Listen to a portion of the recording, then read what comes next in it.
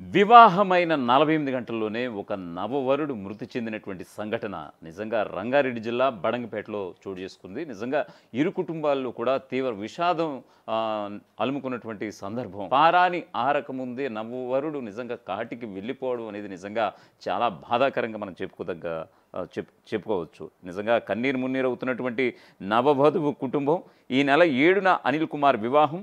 పెళ్ళైనటువంటి మరుసటి రోజే వధువు ఇంటికి వెళ్ళినటువంటి అనిల్, వధువు అలాగే బంధువులతో మాట్లాడుతూ కుప్పకూలిపోయినటువంటి వరుడు అనిల్, ఆసుపత్రిలో చికిత్స పొందుతూ చనిపోయినటువంటి అనిల్, కాళ్ళపారాని ఆరకముందే వరుడు మృతి ఇరు కుటుంబాల్లో విషాదాన్ని నింపింది.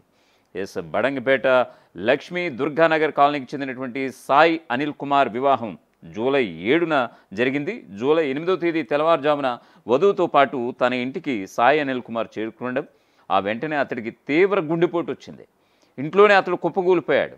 కుటుంబ సభ్యులు వెంటనే స్పందించి అతన్ని సమీపంలోని ప్రైవేట్ ఆసుపత్రికి తరలించారు. అక్కడ చికిత్స పొందుతూ అతడు మరణించడం జరిగింది.